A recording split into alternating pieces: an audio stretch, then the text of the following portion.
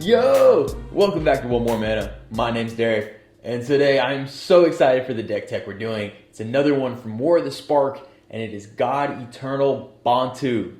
So when I started first playing Magic, I actually started somewhat recently. I started around Amonkhet in that set, and Bontu was actually the first mythic I ever opened. So I have a special little connection to Bontu, and it's I loved the original card. I tried to put it in as many decks as I could to make it work. But this new one, God Eternal Bontu, is, in my opinion, just awesome. So without further ado, let's get to Bontu. Now, Bontu is 3 black for a zombie god. Best creature type ever. Forget the rest of the text. The zombie god part got me excited enough. But yes, God Eternal Bontu is a 5 mana, 5/6 menace zombie god. And that's not even the best part. When God Eternal Bontu enters the battlefield, you can sack any number of permanents and then draw that many cards. It's combining two of my favorite things, Bontu and then just drawing cards. I can just draw.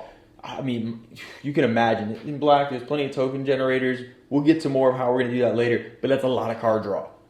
And also, looking at the second ability, where when Bontu dies, you can choose to put it into your library third from the top. Now, this is very situational. This is the type of deal where if it gets tucked and then you have to shuffle your library for any reason, your commander could just be gone.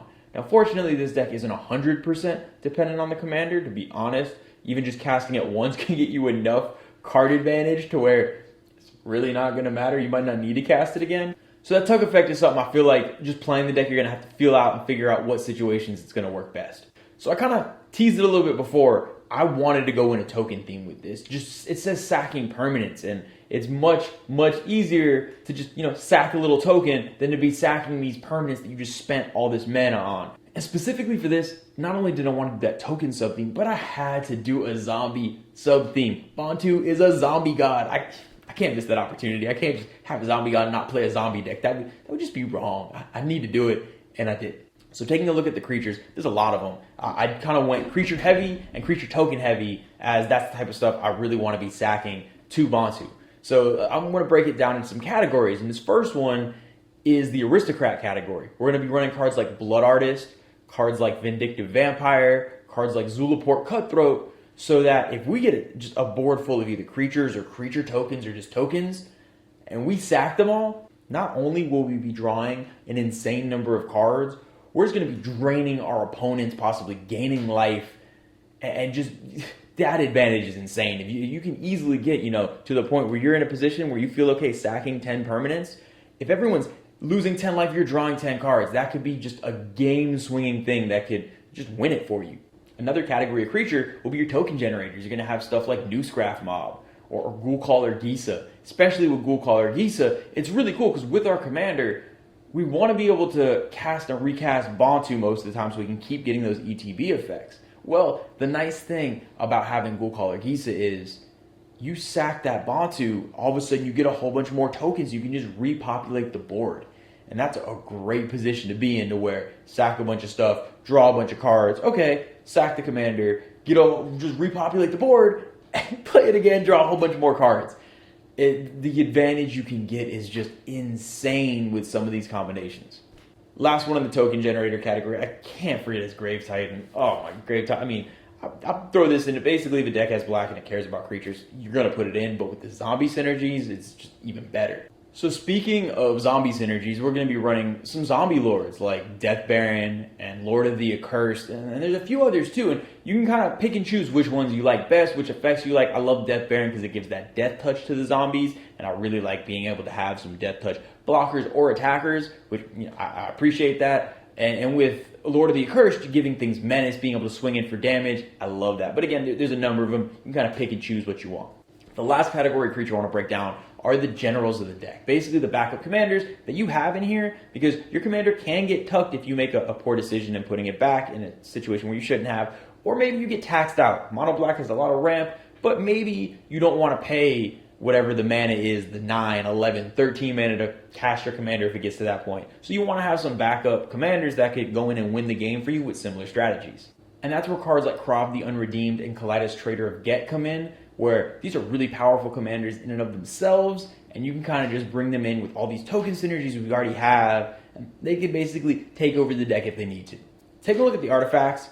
We have a lot of ramp in here, but a couple that I really do love. One is Bontu's Monument. One, super on theme, so I'm always a fan of that. But also, we have a lot of creatures, and obviously our commander is a creature that we want to keep recasting. Just being able to drain all your opponents and gain some life every time you're casting it. Just getting that extra value never hurts, and it's ramping you on top of it. It's just a great card in this deck. And the next one is going to be Coat of Arms. I absolutely love Coat of Arms. This is just one of those cards where it is a universal effect, so if anybody else is playing tribal, you have to be careful with it. But with this deck, we can have so many zombie tokens. Even if someone else is playing a tribal deck, we should just be able to get so much more value. Our zombies should just be able to get gigantic. They should be able to get huge with this. And this is one of those things that you get a board full of zombies and you wait to play this Coat of Arms until that turn where you're ready to swing out and kill everybody. So taking a look at the enchantments, there's a lot of just amazing enchantments in here. The first one I'm going to talk about is Black Market. Black Market is insane in this deck because whenever a creature dies, it's getting a counter, and then you get mana for these counters. And the whole problem I mentioned about not being able to recast your commander, not going to happen if this is out. Because if you cast your commander and sack a whole bunch of creatures, and this just has an insane number of counters on it, you're just getting so much mana. It's going to be a big removal target, don't get me wrong, but if it could stick around for a couple turns, you get a sack outlet, you could just cast your commander, draw a whole bunch of cards, use those cards to get more value, cast your commander again, and with the amount of mana that you could be generating, it could just get insane. Another one is Endless Ranks of the Dead. Oh, you just get so many zombie tokens. You get X zombie tokens where X is half the number of zombies you control rounded down. But with some of the ways we have to just get these tokens, even if, let's just say you have 6, then you get 3. And then if they don't take care of it, it just keeps going. And the craziest thing is, with these tokens, they are directly translating into card draw. So 6 or 7 tokens is just a moderate board state, I'd say, in a token deck. But because of your commander, that can just translate to 7 death triggers for cards we've already talked about and 7 card draw triggers. Yeah, that's just the value you get out of these tokens is just insane with Bontu. Another enchantment I have to talk about is Painful Quandary. This is so powerful in this deck. This is a powerful card in general, but because of the fact that basically what I'm trying to do with this is we're getting so much card advantage from Bontu that this is basically telling everybody else, like, okay, we're getting the card advantage and you're not. If they're casting spells and they're willing to pay 5 life, awesome for us. They're just going to drain themselves out. And if they're not and they're just discarding cards, all of a sudden they're losing cards and we just have, most of the time, a hand just full of cards. I mean, it's really hard to overcome that type of card advantage if you're in that player's position where you're just discarding down every time you want to cast something. I mentioned how strong these enchantments are. I feel like I'm just talking about all of them. Another one is Revel in Riches. This is so good in this deck because all these sack triggers, we are running Dictate of Erebos and Great Pack. And we're running some other sack effects, whether it's a Fleshbag Marauder and stuff like that. So you're going to have plenty of triggers for your opponent's creatures dying. And with this card, when your opponent's creatures die, you get a treasure. In this deck, we're not even worried about the, 10 treasures to win the game. I mean, that's great. Of course, winning the game is cool. But I'd almost rather just get a bunch of treasures and be able to sack them to Bontu so I can just draw even more cards. I mean, because that shows where my priorities are. I'd rather draw cards than win. But it doesn't matter. It's kind of up to you. You can use it as a win con, or the fact that these treasure tokens are going to be just used as fodder for your Bontu to draw more is even cooler in my opinion. So looking at the Planeswalkers, the one I just have to talk about is Liliana Dreadhorde General. This card is just insane in general, but in this deck even more insane because whenever your creatures die, you're drawing cards. And then when Bontu comes in, you're stacking your creatures to draw more cards. This could just double your card draw triggers. This could just get completely insane. And not to mention the rest of her abilities are strong as well. And they also synergize. Because, I mean, she's making tokens for us. Or she's making everybody sack a couple creatures, which half the time we're not going to mind because we get all those death triggers. And she also makes sure everyone can sack 2 creatures, which we don't mind. We have a lot of death triggers. And it makes sure that there's no big scary Voltron deck that's going to take you out. This card is amazing. Looking at the sorceries, we have just some insane token generators here. We're running cards like Army of the Damned, Dark Salvation, Dread Summons, and From Under the Floorboards.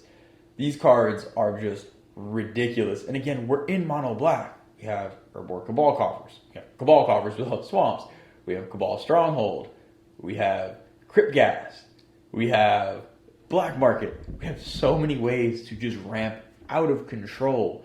and we could dump all this mana into a couple of these are X-Spells and even just the Army of the Damned. Like, come on, it's a lot of mana, but you get so many zombies for it. These cards are just ridiculous, and if we get into a position where we can cast this and get all these, these tokens onto the field, and especially with some of the ramp, like I just mentioned, it's possible to get turns where you can cast this and cast your commander, and then just draw as many cards as you want. Basically, just draw from your deck until you feel like you got what you want in your hand. These cards in combination with Bontu things will get ridiculous fast. Now, taking a look at the lands, I kind of just mentioned this. We're going to be running Cabal Coffers, Cabal Stronghold. I like to put Nykthos in this. Basically, just a lot of ways to generate crazy amounts of mana. And in addition to that, I also like to run, because it's a monocolored deck, I want to run Snow-Covered Swamps with the whole combination of Scrying Sheets and extra planar lens. I just love putting that basically in every monocolored deck. It's something I like to do. I've said it before in other videos. It's not necessary. Just buying whatever swamps are obviously much cheaper than getting the snow-covered ones. But if it's in your budget, or you like just weird matching land flavor things like I do, you can definitely do it. And it will give you a little bit of either card advantage with Scrying Sheets or a way to ramp out even faster if you can get that extra planar lens out. Now for the best part, I already told you how we're going to just draw crazy amounts of cards. Now, what cards amongst these that we're drawing are going to help us win the game? I got you here. First one I'm going to talk about is a card I have mentioned before, and that's Gary, the Grey Merchant of Asphodel. Gary's super powerful. It's another really strong ETB in addition to Bontu, and you just drain everybody for whatever your devotion of black is, and we're in mono black, and we're running some strong enchantments, and we're running lots of creatures. We just have lots of permanents in general. So this card has a chance to just get insane if we have a big board state. Now, obviously, our tokens won't add to this, so it's not perfect for the deck, but it's mono black. In mono black, you have to run Gary, because there's a lot of times late game, if it gets to a stalled board state and people's life totals get low, this can just end it, or at the very least, put you at a life total where you're feeling a lot better. The next way to win the game, probably my favorite way, is Psychosis Crawler. Psychosis Crawler is so good. I love... Nekusar was one of the first commander decks that I kind of went about trying to build. I love card draw shenanigans, if you couldn't tell already, and being able to profit off of it in a way that's, making people lose life is just perfect. You also get the added benefit of it just being a huge creature with a lot of cards in hand. I kind of just don't worry about that too much. That's not something I think about. I'm kind of just focused on the fact of this life draining mechanism it has, and especially with Bontu, we just talked about some of those token generators, especially those sorceries where you get insane amounts of zombies. Now, look at that where you play Bontu, sack all those creatures, draw all those cards, and all of a sudden you're draining everyone. It might not even matter what you draw, because everyone might just be dead because you just drew all those cards and their life just got drained.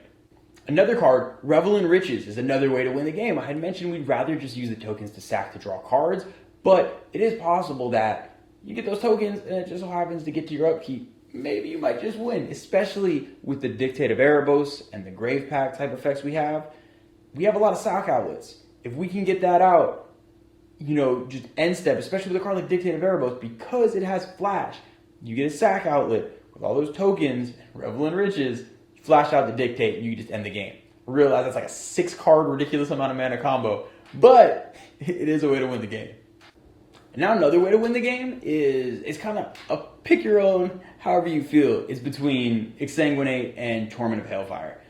Either of these is going to work in this deck. I mentioned that there are ways to create lots of mana. We could do that, whether it's, again, with the Cabal Coffers type deals, with the Black Market type deals. Maybe you're doing something with Ashnod's Altar with all your tokens.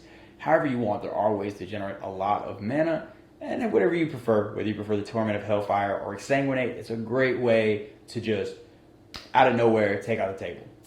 And lastly, the last way to win the game is going to be to just drain people and outvalue people over time. We do have all of those aristocrat type effects I mentioned. We do have the Dictate of Erebos type effects. So basically, we have this amazing sack outlet of a general that's just letting us draw all these cards in addition to these death triggers we want.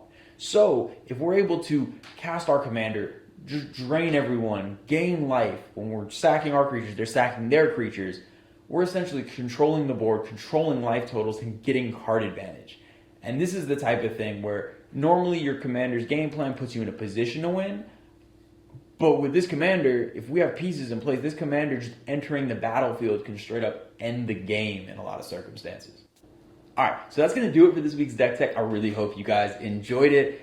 This new Bontu is really, really exciting to me. I feel like in a lot of decks, just in the 99 is going to be insane, especially with that recurability. But as a commander, I feel like it's also just super fun. And that kind of, I do like the flavor of it being tucked third from the top and the inevitability of it. Oh, it's coming back. You know it's coming. And then you play it again, sack a whole bunch of stuff, draw these cards, and the explosive effect that it gets. It's a really cool card. I would love to hear how you guys might have built it. As you can tell, this is a zombie one. There's tons of ways to build Bontu. So I would love to hear about your builds, any suggestions you guys have. And make sure to check out the full deck list down below. Check out all that's in there. Make your suggestions. And I will see you guys next time.